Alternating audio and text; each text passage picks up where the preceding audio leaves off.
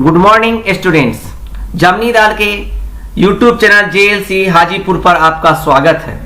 इस चैनल के माध्यम से आपको समय समय पर निरंतर पढ़ने योग्य जानकारी आपको प्रदान की जा रही है।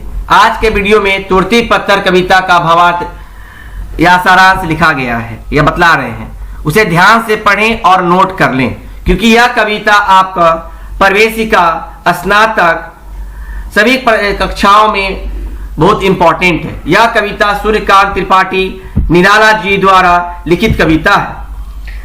तन से निराला, मन से मतवाला सूर्यकांत त्रिपाठी निराला छायावाद के प्रबल स्तंभ, मुक्त छंद के प्रवर्तक, छायावादी रूप में जहां कोमलादपि कोमल नजर आते हैं, वहीं प्रगतिवादी कवि के रूप में वज्रादपि कठोर भी। महाप्राण कवि निराला जी की प्रगतिवादी कविता ओजस्वी रूप में मार्कंड की भांति प्रतिष्ठित विद्रोह है। संवेदन शून्य समाज के प्रति विद्रोह, साहित्य के प्रति विद्रोह और तर्पण ही इनका दर्शन है। सच तो यह है कि आत लोगों की आह इनकी काव्य की भाषा है और वही प्रस्तुत कविता की आत्मा है। वह तोड़ती पत्थर कविता समाज की वर्तमान विषम व्यवस्था और मानव के पाषाण हृदय पर कुठाराघात है। इस कविता में कवि ने एक मजदूरन का बड़ा ही सजीव चित्रण किया है। मजदूरन की कारुणिक स्थिति को देखकर कवि का हृदय द्रवित हो जाता है और इसी द्रवन का प्रतिफल है यह कविता। मजदूरिन उम्र से तरुणी और तन से बुढ़िया नजर आती है।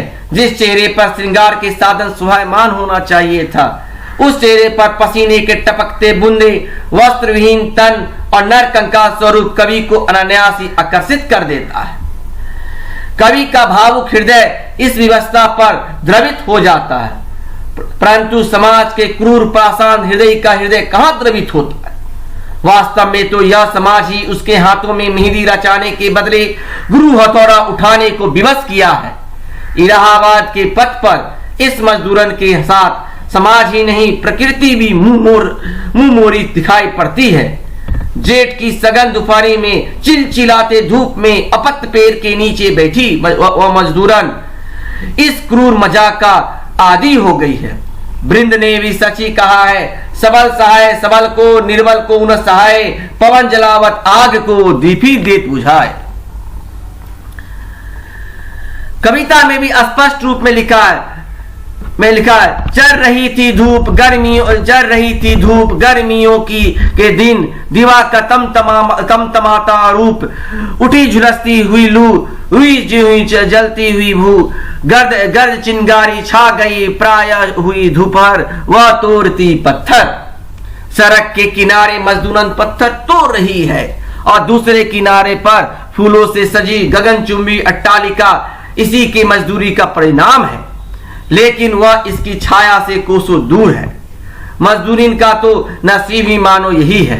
तभी तो दिनकर जी ने भी कहा है, स्वानों को मिलते दूध भात, भूखे बच्चे अकुलाते हैं, माँ की हड्डी से चिपक ठिठुर जाड़े की रात बिताते हैं।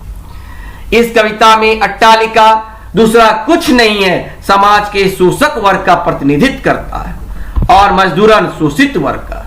समाज में व्याप्त आर्थिक विषमता की खाई को निराला जी ने जिस मार्मिक रूप से इस कविता में प्रस्तुत की है वह अद्वितीय है। यह कविता सामाजिक यथार्थ के धरातल पर रची हुई है, जिसमें कवि की संवेदनशीलता व्यंजित है।